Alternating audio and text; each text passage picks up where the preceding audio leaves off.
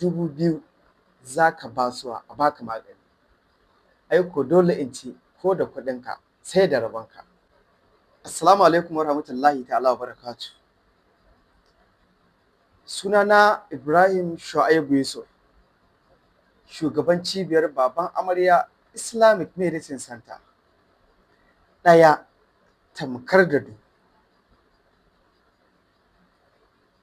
Hausawa sukan ce, ko da kuɗinka sai da rabonka.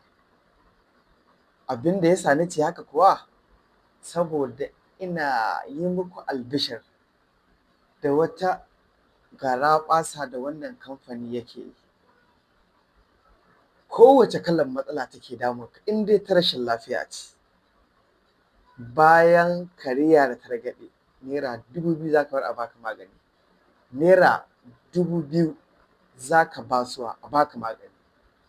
Ai ko dole in ce ko da kuɗinka sai da rabonka. Masu fama da matsala ta sanyi, duk yadda sanyi ya maka, Alhaji, Naira 2000 za ka basu a baka magani. Maganin Naira 25,000 aka ce ka ba da Naira 2000 a baka magani. Shin za ka tsaya wasa ne? Ina masu fama da matsaloli na istimina'i, wanda mutum ya daina yin istimina'i, istimina'in ya haifar mishi da matsaloli. Istimina'i yana kawo matsaloli kamar haka: yana sa ƙanƙancewar gaba, yana sa yawan faɗuwar gaba, yana kawo rauni wurin gani. Istimina'i yana sa nauyin jiki kowane lokaci da saurin mantuwa. Ɗan uwana, shin ko ka san cewa istimina'i yana kashe ƙwayoyin halitta na ɗa namiji? Muna ɗauke da waɗannan magunguna a kan Naira 2000 kacal. Ina masu fama da matsala ta hawan jini? Muna ba da magunguna a kan Naira 2000 kacal. Naira 2000 muke karɓa wa ba mutum maganinsa. Mutanen da suke zaune a cikin garin Kano, za ka zo kan titin Zurot opposite Hikima Multimedia, daidai junction ɗin Adamu Ɗankura. Muna gurin, ka zo ka ba da Naira 2000 a baka magani. Mutanen da ke zaune cikin garin Sokoto, muna nan bayan School of Nursing kusa da gidan agogo.